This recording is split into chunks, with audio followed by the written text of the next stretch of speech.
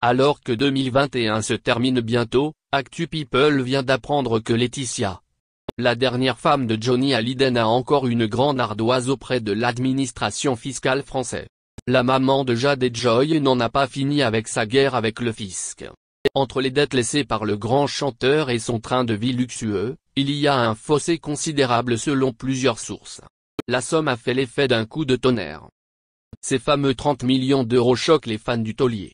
Comment ont-ils fait pour accumuler autant de retard sans se soucier des conséquences plus tard? Johnny avait-il conscience de l'ampleur du désastre?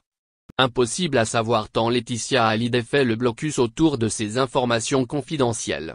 Pour autant, elle essaie d'avancer avec ce fardeau sur les épaules. Pour la première fois, elle a accepté de s'en dire davantage à nos confrères de Paris Match. On le voit bien sur les réseaux sociaux. Laetitia Hallyday a adopté le pays de l'oncle Sam et la réciproque est vraie. Même ces deux princesses vont à l'école là-bas. Dernièrement, c'est le fils de son nouveau chéri qui a rejoint cette tribu pas comme les autres. Revenue en France le temps d'une inauguration d'un monument en l'honneur de son défunt mari, elle se doute bien que des journalistes en profiteront pour l'intéresser au sujet qui fâche. Malgré la qualité du concert à Bercy et la présence de tous les amis musiciens de l'idole des jeunes, elle semble ailleurs. Tout d'abord, lorsque les fans de Johnny apprennent que Laura et David n'y seront pas physiquement, c'est le drame. Certes, la fille de Nathalie Baye a écrit une merveilleuse lettre. Elle la confie à la maire de Paris, Anne Hidalgo.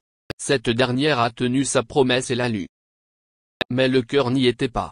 Quant à l'aînée, Laetitia Hallyday affirme l'avoir sollicité à de nombreuses reprises, sans obtenir gain de cause.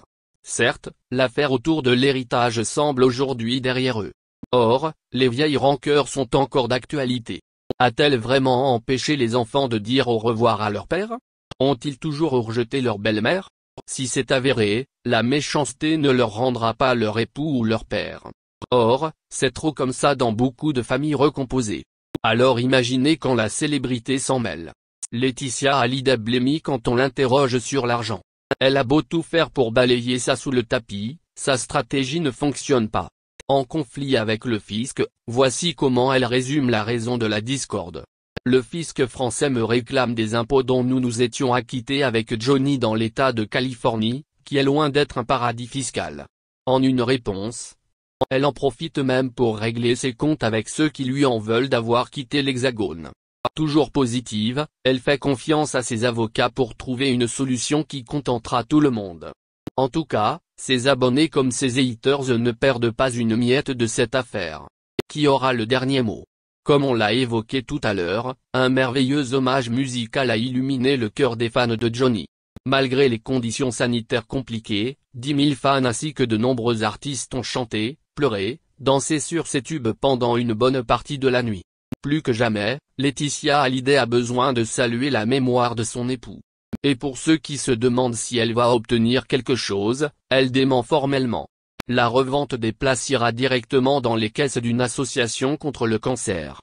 Quant au cachet des artistes, il y a encore une vive polémique là-dessus. Dès qu'on en sait davantage, on vous dira les tenants et les aboutissants, promis. Avant décembre 2017, la sublime villa de Johnny à Los Angeles, c'était quelque chose de formidable.